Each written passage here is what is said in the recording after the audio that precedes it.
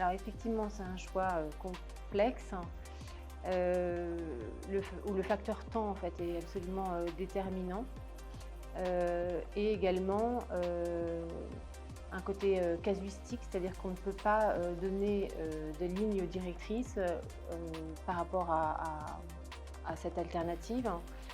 On ne peut pas dire on va toujours aller, enfin favoriser en fait, hein, la justice négociée et surtout ne pas aller au procès.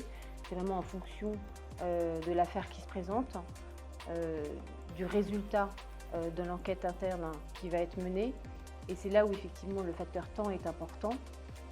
Pas de précipitation, et c'est au bout, heu, au bout de l'enquête interne, et une fois qu'on a épuisé, qu'on a collecté et qu'on a récupéré tous les éléments qu'on pouvait récupérer, qu'il arrive un moment, ou pas d'ailleurs, mais ou en tout cas un choix devra se faire, et soit donc une justice négociée, soit pourquoi pas aller au procès avec les avantages et les inconvénients de chacune de ces voies.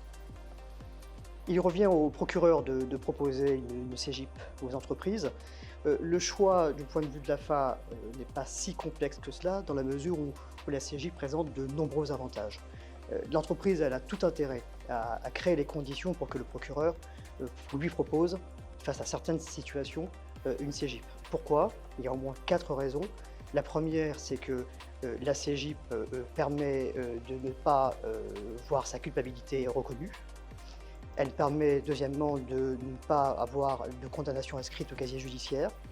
Elle permet dès lors d'éviter que soit prononcée une peine complémentaire d'exclusion des marchés publics, ce qui peut représenter un enjeu important pour les entreprises en France comme à l'étranger. Elle permet aussi, et on a pu l'observer à la faveur de 2 cas très importants, elle permet une résolution coordonnée à l'échelle internationale de certaines situations compliquées pour les entreprises.